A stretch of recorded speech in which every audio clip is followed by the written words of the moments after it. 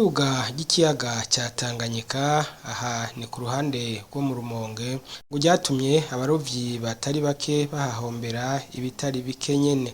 Ibi rero bikaba bishikirizwa na bamwe mu barovyi basanzwe bakorera aho kuri uwo mweha wo mu Rumonge. Reka rero twumvirize nyene vyagenze mu gihe amazi yaduze akarenga imbibe.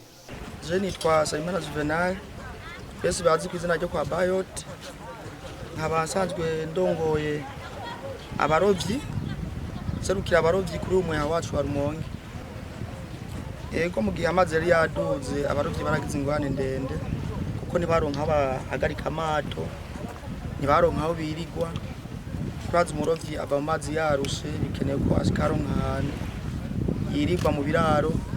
Rero kubera amazi yari yaduze ari menshi, amazi arabomoka, ibiraro birabomoka, ntibaronka aho birigwa kandi baronka n'abadogiza amato kugira ngo amato aguma ameze neza, ko ntibaronka ahantu badogiza kubera amazi yari yinjiye mu mazu, amato yaramenaguritse.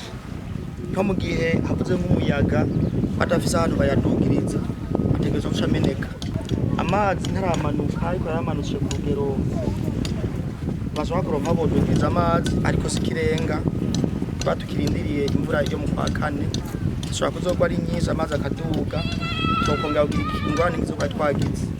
Amazi amaze kuba aduze ntiziba zikironka aho ziza kuvyarira neza kubera y'amatenga zitegerezwa kuba zijamwo ntiyari yamaze kurengerwa. Numva naziya zogiye kuvyaca zibura aho zivyarira, nizo zivyarika zipfa kubera zitaronka aho zihagarara.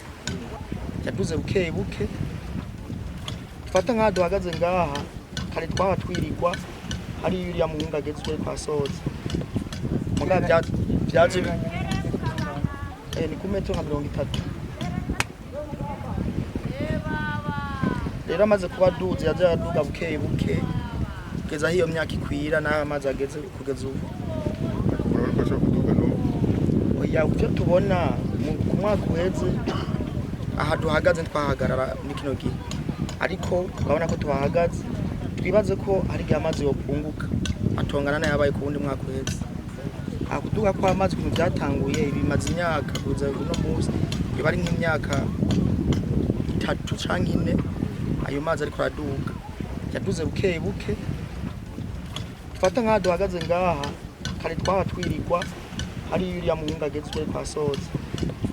Muga vyaje ni ku metero nka 30.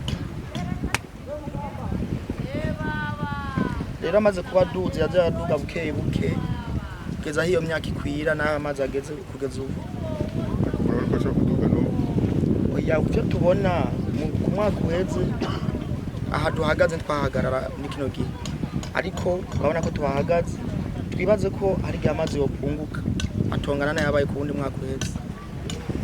Ingorane twagize no kugira tukingire mu gihe vyosubira kuba ntihagire ingwara zosubira kuba, nuko abarovyi bamena mbere bamanza kuronka aho birigwa muri za metero musaba naho bashobora kudugiriza amato, uko ruduga muri ya mihana iri muri za metero.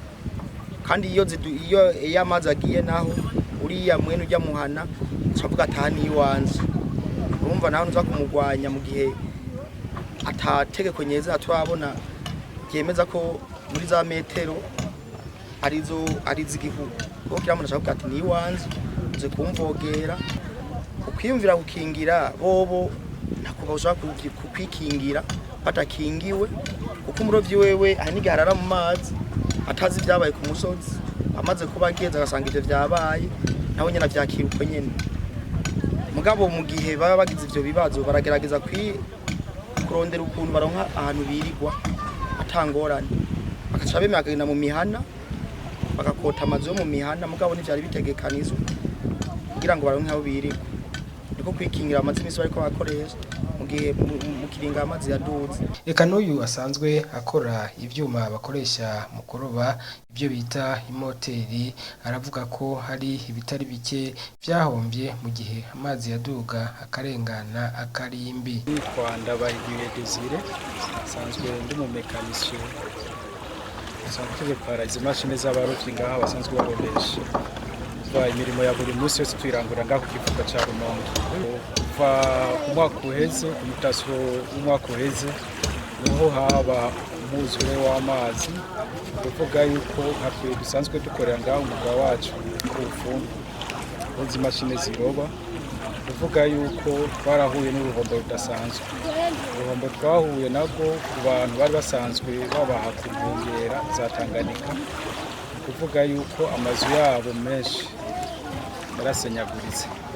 Amaze kuba asenyaguritse, abantu benshi ntibyaboroheye kuronka ahantu bashobora kwimukira ku mvo yuko bari basanzwe baba muri iyo micungararo. Inyuma yaho harimo abantu bagiye batakaza ibintu bitandukanye byo mu mazu, murabizi yuko inzu imaze kuba ibomotse hari ibiva mu nzu n'ibindi bitakara. N'inyuma yaho Tanganyika imaze kuzura, hari ikintu barabita ku kiyaga ku bijanye baja kurondera ifi mu kiyaga, kuvuga Tanganyika imaze kuba yuzuye, umwimbu wacumera nk'ugabanuka w'ifi. Maze kuba ugabanutse ko dusanzwe tubizi, ko twamye tuvyumva kuva kera kuri ba sogokuru banye bavuga ati n'abamutama bacu badwibatsanye bavuga ati mu gihe ikiyaga amazi abaye menshi ifi zica ziroka kubera amazi yo hasi abakanye. Amazi kuba kanye ntaronka kajyaga amazi y'amazu yazi tuvuge ntaba gishuha. Amazi kuba adashushe rero ifi zica zitera zikuja mwibi zimanuka epfo ku butaka. Iyo bagiye ko baziroba kenshi ifi ntiziyerekana, ziguma muri amazi akanye. Ibyo tubizi kuva kera tuvyumva. Rero amazi kuba huzuye amazi akaduka, ikintu cyatera uruhombo rudasanzwe. Basha kuja mu mazi wozanye nk'amasanduku abiri, sanduku wacu uzana nk'akahimba k'indobo kubera uwo mwuzure. Umva rero za fi zimaze kuba zibuze, ibintu byinshi ngaho mu gisagara ca Rumonge birahagarara.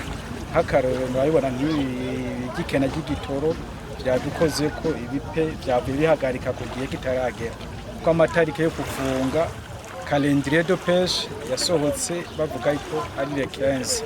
Le 15 ça sera vendredi, mengano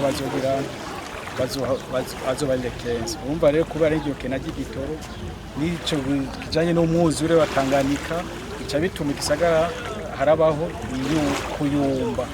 Nk'abantu basanzwe bazindukira ku mirimo ya buri munsi hano ntibaba bakironka zafi bazironka bakarangura hano bakadandaza, bamaze kudandaza bagaca baja gusuma mu soko mu maduka atandukanye hirya no hino hose, tugasabikanya wari umuntu muto agashikirwa.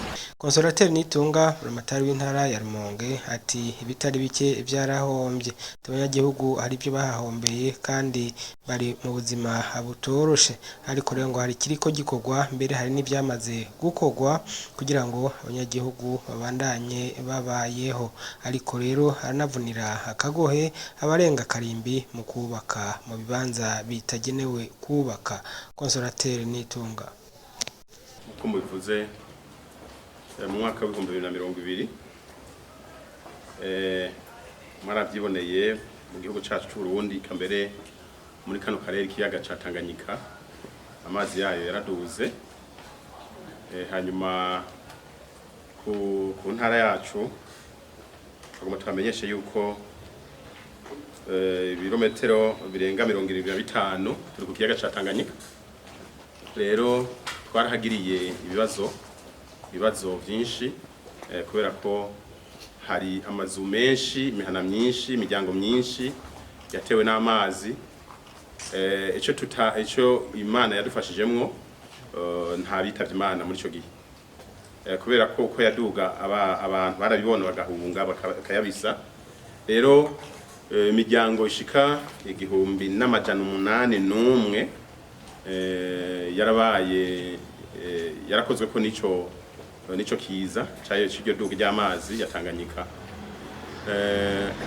Muri ico gihe nivyo kuva ico gihe gushika ubu twaratangiye kubona ko amazi yatangiye kumanuka, ariko kubera ko turi mu kwezi kwa kane naho imvura iraba nyinshi, twabonye yuko hari iyindi yagarutse kubona neza yuko ariko aregereza naho atarashika ku rugero yari ariko ico gihe cyo mwaka wa 2020. Rero uno munsi aho tugeze mu ntara twarifashe turakorana n'abajejwe umugwi w'intara ujeje gukinga ibiza ku byo dushoboye, hanyuma ibyo tudashoboye navyo twaratabaje abadukurira ku rwego rw'igihugu kandi baradufashije bimwe biboneka. Rero uno munsi imiryango 44 gusa niyo yakoranijwe ahantu hamwe, nayo iyindi miryango nkuko namaze kubibabwira yari imiryango 1801. Iyindi miryango yagiye kwakirwa n'ababanyi. Ikintu ciza cyane twashimye mbere tugatera intege abene igihugu mu ntara ya Rumonge bakiriye abari batewe n'amazi, kubera ko byashitse mu gihe ca coronavirus, aho twavuga tuti abantu nibakorana bakaja hamwe abantu turahageserera.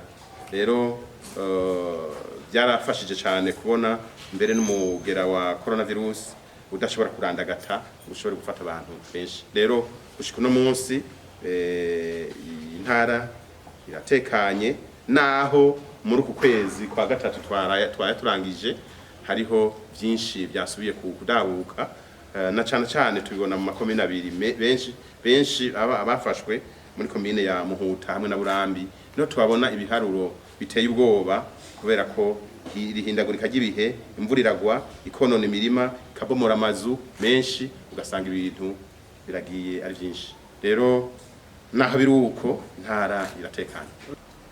Ubwa mbere na mbere kuri iki cyo kubaka mu ahegera ikiyaga cya Tanganyika, murazi yuko hari ingingo ya leta itegeko ribuza yuko muri za metero 150 kizira kuhubaka kuharangurira umugambi wari wose.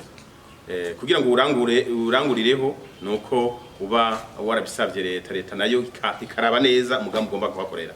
Eka noneho turifuza yuko muri uko guherekeza imigambi ya leta cyo kibanza twaratanze amatangazo hirya no hino bene gihugu abaharangurira imirimo barazi yuko bwa mbere na mbere ari mu kibanza ca leta. Hanyuma leta iheruka mbere vuba mu biciye mu namashikanganje gushiraho itegeko yerekana ko hariho ukuntu ikiyaga cya Tanganyika gigiye gutunganywa neza inkengere yaco, kugira ngo muri wa mugambi wuko riba isoko ry'ubutunzi bw'igihugu cacu, eka mbere n'intara yacu idasigaye inyuma, tubandanye dukingira, tubandanye tubahiriza ingingo za leta mu kugira ngo amazu ashobora kuba yegereye abo bariko barayakora bwa mbere na mbere hagarare, ko twarabivuze bihagarika, hanyuma basabe uruhusha leta.